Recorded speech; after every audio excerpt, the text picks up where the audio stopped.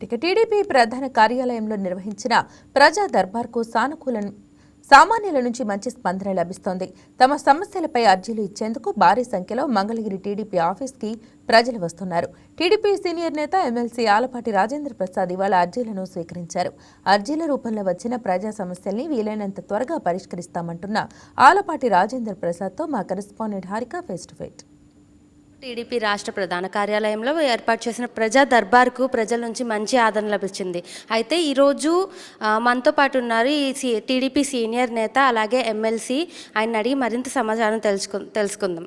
Sir చెప్పండి sir, ఈరోజు ఎక్కువ ఏ సమస్యలతో ప్రజలు మీ దగ్గరికి వచ్చారు? జనరల్గా భూమి సమస్యల మీద వస్తూ ఉన్నారు. వాళ్ళ భూములు ఎవరో ఆక్రమించుకున్నారని, లేకపోతే సర్వే చేయట్లేదని చెప్పి రిపీటెడ్గా, అంటే ఇది మోస్ట్ ఆఫ్ ద కేసెస్ పెండింగ్లో ఉన్నటువంటి లిటిగేషన్లో ఉన్నటువంటి కేసెస్ ఇక్కడికి మరలా కోర్టులో ఉండగానే మరలా ఒక పిటిషన్ పెట్టుకొని వస్తూ ఉన్నారు. అంటే వాళ్ళకి అవగాహన ఉండి వచ్చేవాళ్ళు కొందరు ఉన్నారు, అవగాహన లేకుండా వచ్చేవాళ్ళు కొందరు ఉన్నారు. అంటే పెండింగ్లో ఉన్న వాటికి ఏం చెప్తా ఉన్నామంటే, కోర్టుల్లో పెండింగ్ ఉన్నప్పుడు మేము ఇక్కడి నుంచి డైరెక్షన్ ఇచ్చినా కూడా అధికారులు ఇంప్లిమెంట్ చేయరు. కోర్టులో పెండింగ్ లేని వాటికి ఇమీడియట్గా అధికారులని చర్యలు తీసుకోమని చెప్పి చేస్తాను. అంతేకాకుండా కొన్ని సమస్యలు అక్కడ ఎమ్మెల్యే గారు చెప్పండి మేము వెళ్తామని చెప్పి, ఎమ్మెల్యే గారు పరిచయం లేకపోవడం వల్ల కానీ, అదేవిధంగా ఎమ్మెల్యే గారి దగ్గరికి వెళ్ళే ఆస్కారం లేని వాళ్ళు, అట్లాంటి వాళ్ళు కూడా ఎమ్మెల్యేస్ని మేము సజెస్ట్ చేసి వెళ్ళి కలవమని చెప్తా ఉన్నాం. ఇవన్నీ కాకుండా కొన్ని ఏంటంటే మాకు పెన్షన్ ఇవ్వండి, కొంతమంది ఏంటంటే మాకు ఏమీ లేదు ఆర్థికంగా ఏమైనా సహాయం చేస్తారని చెప్పి, అట్లాంటి వాటికి వాళ్ళు చేయగలిగిన శక్తి ఏదైనా ఉంటే బ్యాంక్స్కి చెప్తామని చెప్తా ఉన్నాం. అప్పుల పాలైపోయాం, అప్పుల నుంచి విముక్తి కలిగించండి అని చెప్పి వాళ్ళు కొంతమంది ఉన్నారు.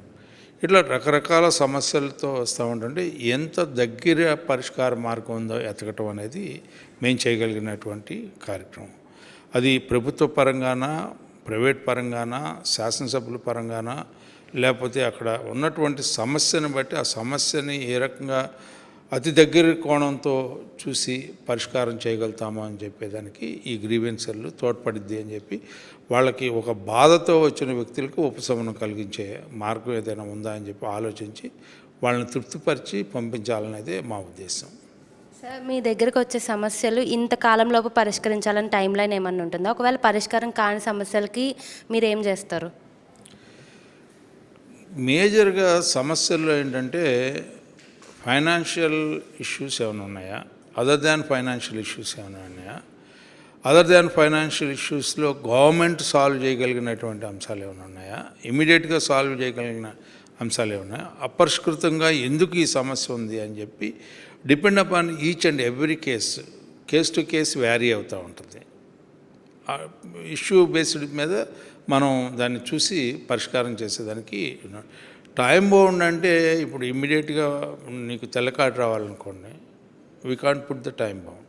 చేయాలి ఖచ్చితంగా, తెల్ల కార్డు లేకపోతే తెల్ల కార్డులు ఇవ్వాలనేది ప్రభుత్వం చేయం, అందులో అన్డిస్ప్యూటెడ్.